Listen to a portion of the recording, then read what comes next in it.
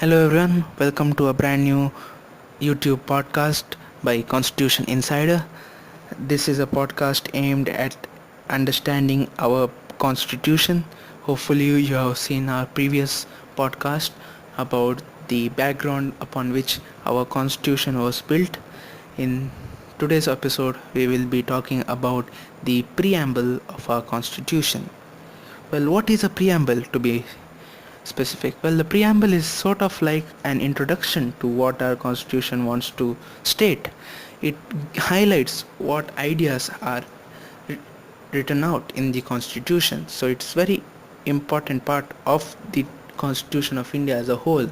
The constitution of India is a, we call it a document in legal terms, but it is a lot of things that highlight how a government should be run, how a country should be run, and all that, right? So without much of it, we will dive right into it, and in this podcast we hope to understand what the preamble means. So understanding the preamble helps us in understanding what the constitution wants to say. All right, let's get into it. The preamble. The preamble starts with the opening words, we the people of India. So from this we do get that India is a democracy. It is the rule of the people which will be supreme, and it is the people's will that will be carried out in running the country. Have solemnly resolved, have taken an oath that we will uphold. What will we uphold? To constitute India into a sovereign, socialist, secular, democratic republic. So the constitution ultimately places the responsibility of making India what it is into the hands of the people. So it is the people who will have to do the work to make sure that India becomes the country that is envisioned in the constitution. Alright, the constitution says that India should be a sovereign, meaning that it is a completely independent state. We need not consider any other country to take up matters about our well-being. We can handle it very well on our own. Socialist, we talk about the power of the people, and this is one attempt towards that. Secular, viewing all religion as one, so no religion gets preference over the other. Democratic, once again the rule of the people is supreme. Democracy, from famous phrase by Abraham Lincoln, the US president during the American Civil War, a government of the people, by the people, for the people. That thought, that resonates, gives me goosebumps. Okay, that statement, what he makes, that the complete authority of the country lies in the hands of the people of that country. It does not lie in any one power. It does not lie in a separate council who are of a select few. It lies in the power of all the people. Okay, so it's that, it gives me a lot to think of. Okay, republic. A republic is a state, meaning country, but in legal terms we also call it a state, where the head of the state, a person representing India, is an Indian, or is from the people, is a person from the people, and not just a ruling class elite or a royal family or something like that. The person who will represent India is a person from among the population. So that is what the constitution, or technically we the people, want our country to become. Alright, and we also want, the preamble says, to secure to all its citizens. The constitution aims at securing to the citizen some form of rights. The rights are, well, not rights, but justice.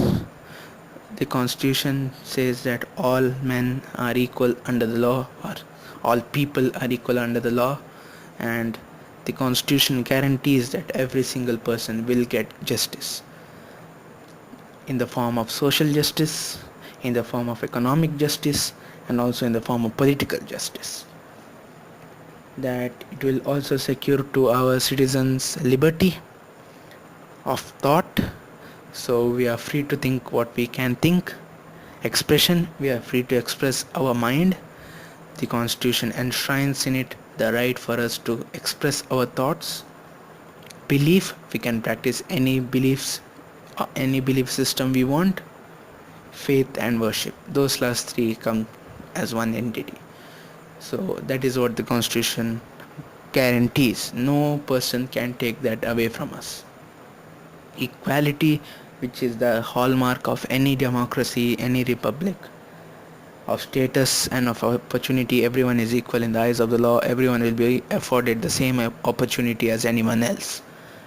And finally, to promote among us all fraternity, a sense of brotherhood, a sense of belonging, a sense of togetherness, assuring the dignity of the individual.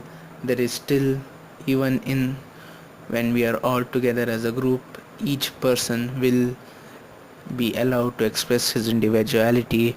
His thoughts are as important as anyone else's thought and as important as the thought of the entire group, and the unity and integrity of the nation, which is what we all fight for, which is why our soldiers are dying on the border, fighting for our nation to be one and not be destroyed by external influences. And the constitution puts that duty not only on the soldiers but on to every single citizen of this country, and we must contribute towards it in every small way we can. It concludes with this last paragraph by saying, in our Constituent Assembly, this 26th day of November 1949, do hereby adopt, enact, and give to ourselves this Constitution. Well, the Constitution technically was written by the people. So, this last paragraph states that we have written this, we are going to embrace this, we are going to follow by this, and this will be our supreme law. No other law will be higher than this, no other document will be higher than this. Alright, so this is what we want, and this is what we are giving ourselves. And they said the date 26th day of November 1949, that was the day when the Constituent Assembly accepted the constitution. The nation accepted it on January 29, 1950, the reasons for which I saw January 26, kindly forgive me for that. January 26, 1950, the reasons for which I have said in the previous video. But I'll say it once again, it is because on that day in 1930 was Purna Swaraj, or total independence, declared. So on that day we were truly independent because the head of state was now an Indian and no other foreign power or foreign person. So on that day we really did become independent. Some side notes here which I want to give by. The words sovereign democratic republic was the three original words that they were there in the preamble. I did talk about by saying India, I'll repeat that: we the people of India having solemnly resolved to constitute India into a sovereign, it was only sovereign democratic republic. The words socialist and secular were added to it later on by the 42nd Amendment Act 1976. Well, so this also highlights that the constitution is able to be amended. It can be changed, it is not the total law. It changes as society changes. So you see the clear example here in the preamble itself. Two words which have been included by the amendment, but then again, to include those two words you needed the amendment. That highlights the power of the people. Okay, but one thing, a dark secret which we all know, it was during the time of the emergency where civil liberties, civil rights were all curtailed. Many opposition leaders were thrown into jail, and it was during this time that these two words were added.